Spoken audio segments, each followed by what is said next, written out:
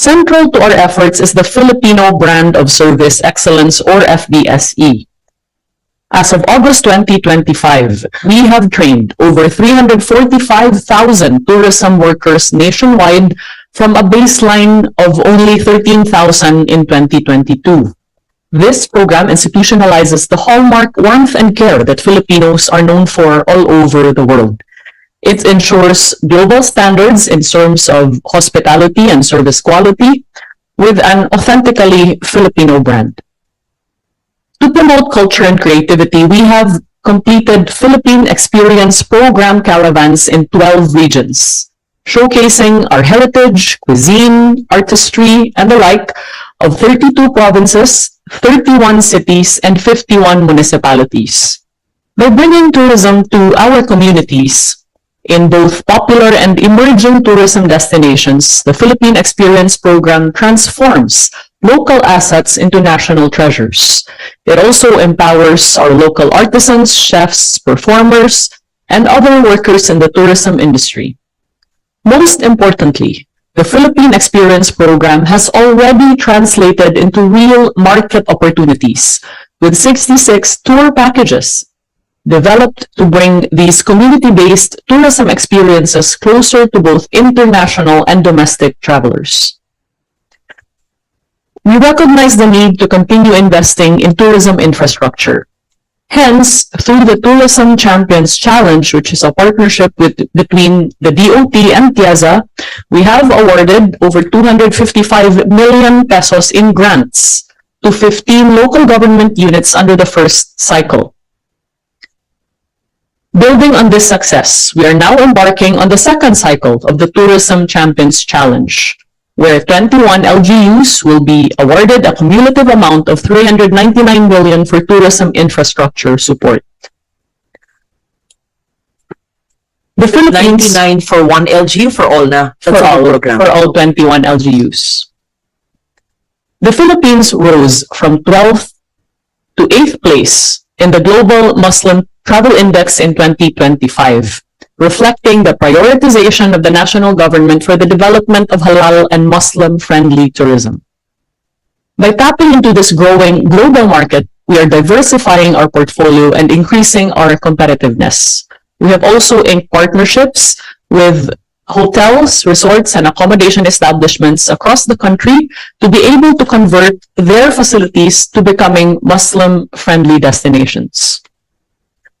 Food is part and parcel of our culture, and gastronomy tourism is a fast-growing market.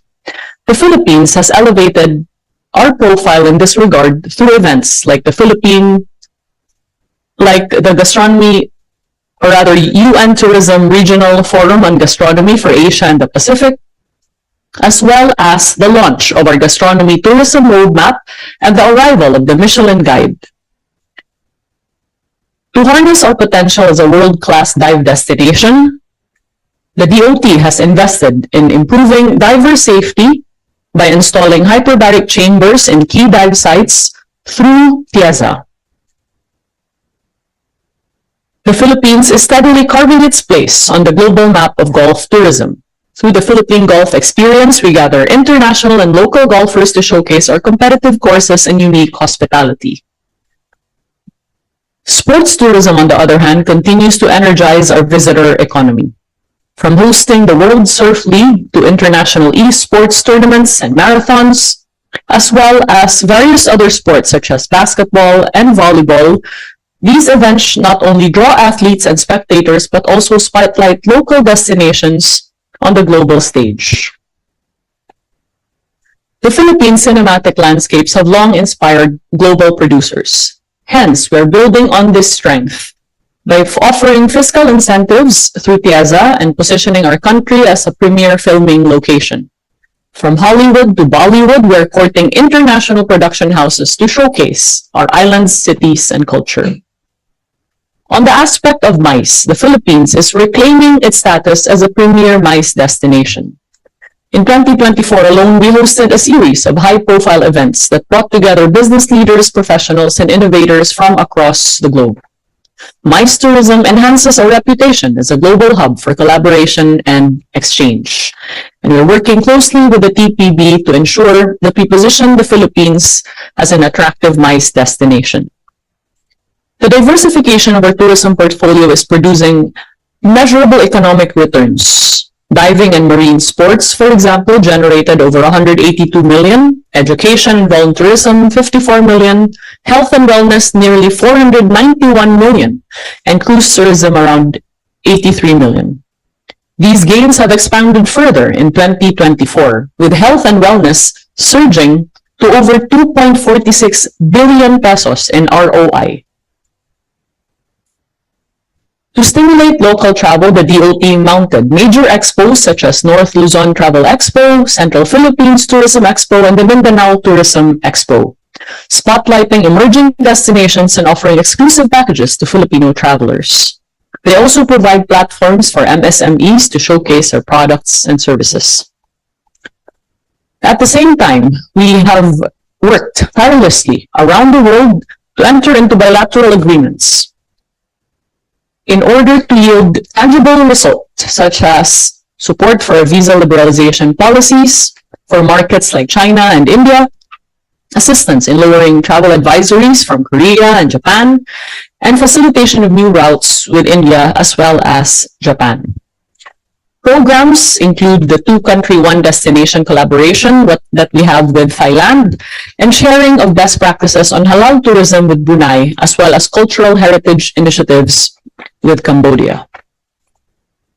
Under the leadership of President Ferdinand R. Marcos Jr., the Philippines is currently showcasing its rich heritage at the Expo 2025 in Osaka, Japan.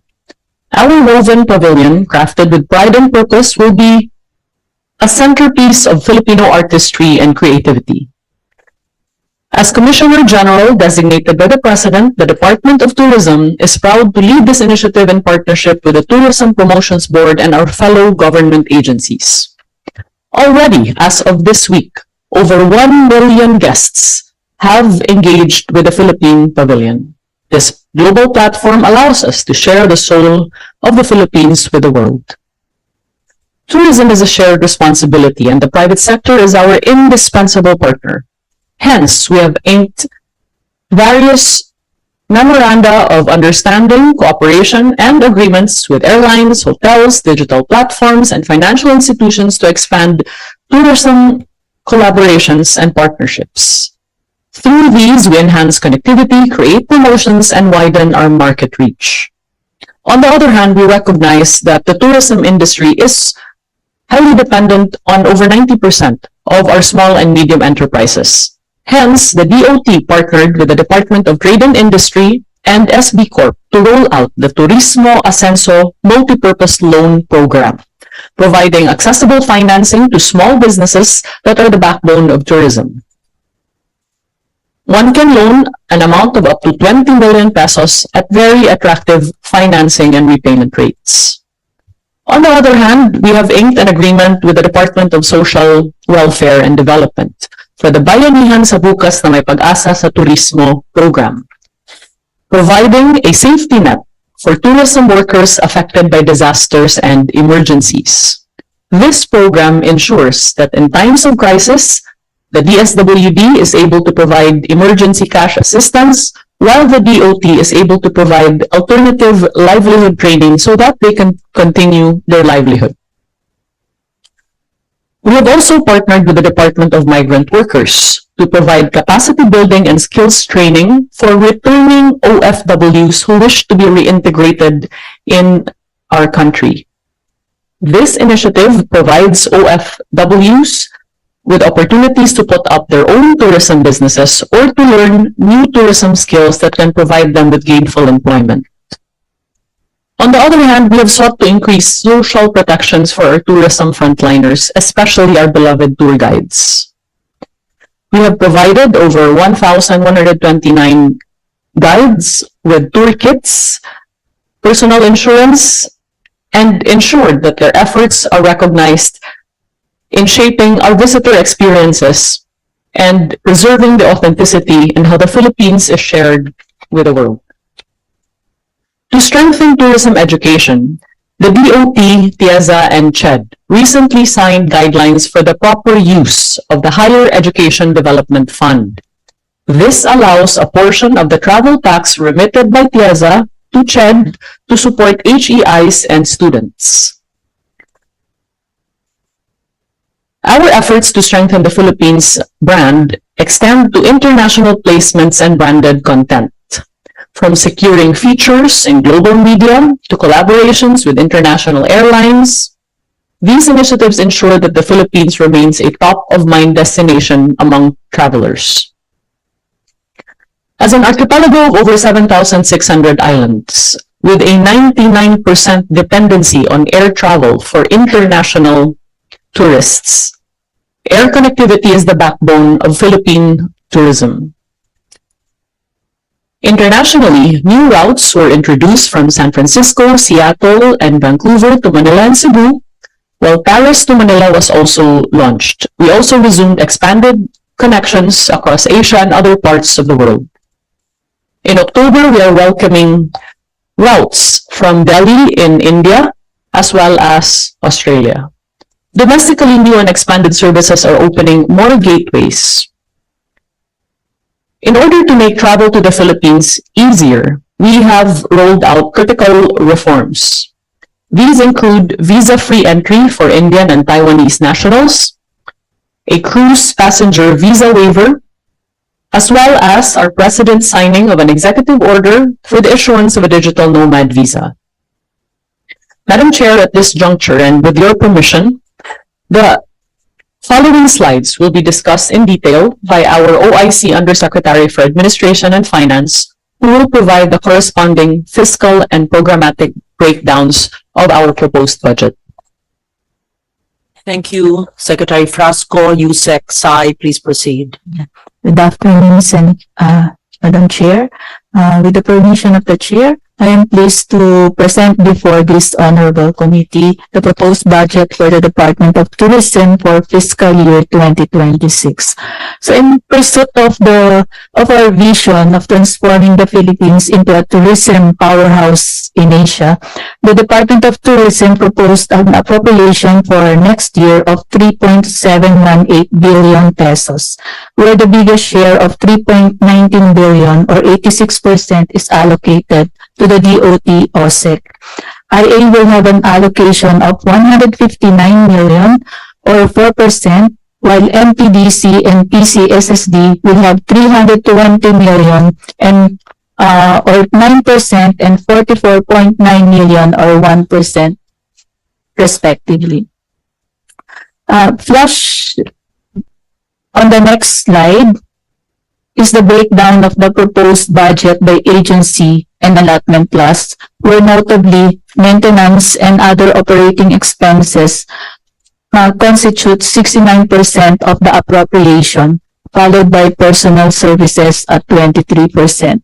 Capital outlay, on the other hand, is at 7% or about 247.6 million. This pertains to the DOT OSEC Information Strategic Plan for 2025, various vehicle requirements and other capital outlay requirements. The net for 2026 indicates a total decrease of 4.6% in budget appropriation of the DOT programs as compared to its 2025 program.